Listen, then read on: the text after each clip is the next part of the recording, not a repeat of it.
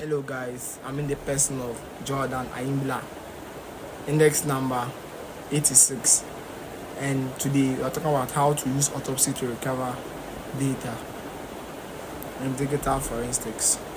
Here's my group mate. My name is Prosper. As my group mate said earlier on, we'll be using Autopsy to recover data. And using Autopsy to recover data, first of all, you need to install it from the official Autopsy website. It's an open source software. It means you can get it for free, unlike the rest that you have to pay for it. So now we already have ours installed on our machine. So first of all, launch Autopsy. And by doing so, you run as administrator. That is granting you 4 privileges.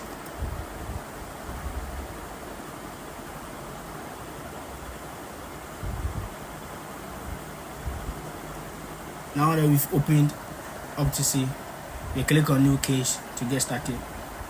Now here they say case name, and we know data forensics is more like using of digital tools to gather evidence or collect evidence. And we know in investigative field, evidences or cases are attached with unique names. So in our presentation, we assign a number to we assign a number as the case name. So here we give 001. So the base directory is like a folder where we store our case information. So let's browse for a folder. Here select Autopsy. Click on select. Now we click on next. As assigned earlier on, our case number is 001. We click on finish. So after clicking on finish, it brought us to another session, which is the add data source session, and we're going through a couple of procedures to complete our recovery. So here we click on next. Since we use a retrieving information from our local disk, we click on local disk. And since it's a storage media too, we click on local disk. Yes, internal storage media. Here you select the disk, which is drive 0. That's your internal local disk. And from there you click next and click next. Here, this process, it's bringing you or retrieving the files that are on the local disk, those that are deleted and those that are still existing.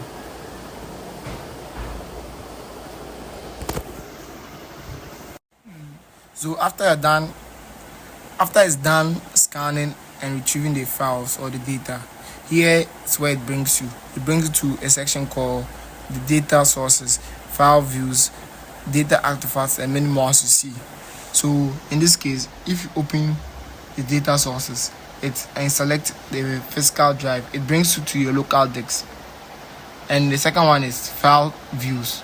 Here there are 2 sections, no 3 sections. That's the file types, the deleted files, the file sizes. That's the 3 that are here. So we click the file types, you open the file types, and when you open the file types, you see.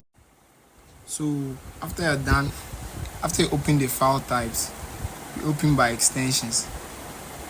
And by extension simply means videos, images, audio, archive databases that were stored on the storage media. Yeah, the storage media.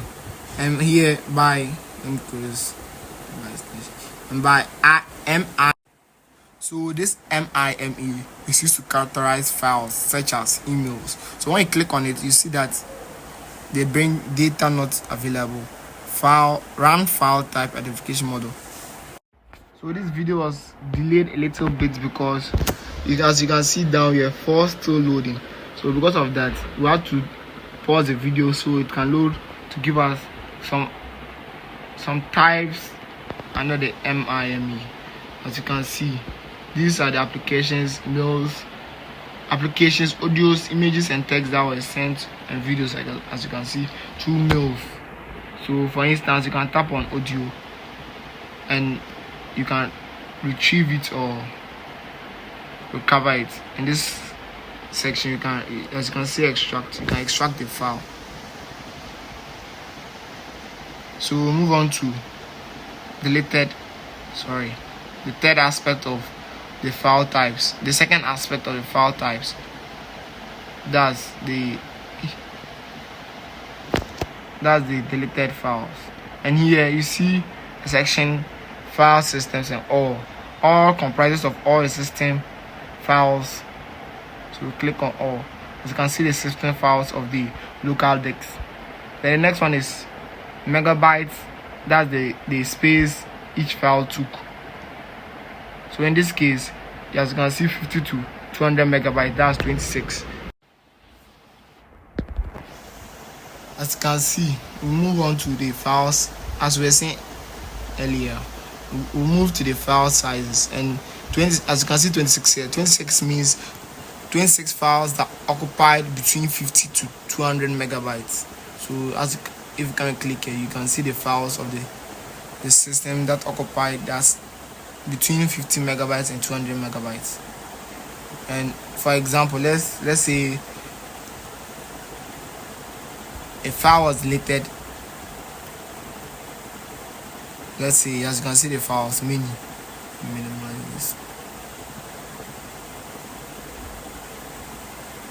So I'm trying to reduce the size.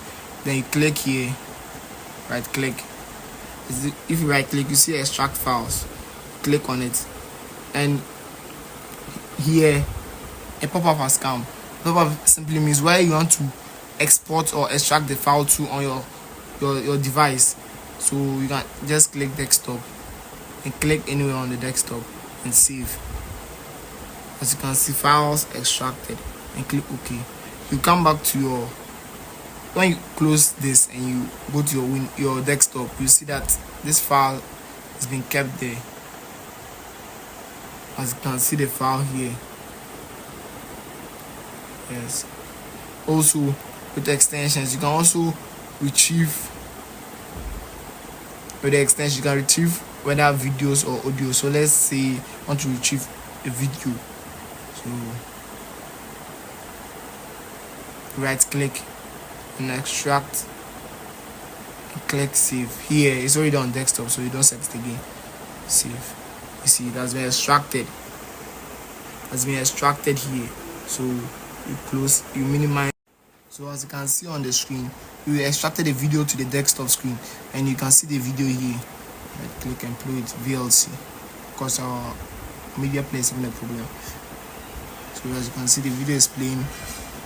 Yes. And down here you can see HEX text application file metadata OS account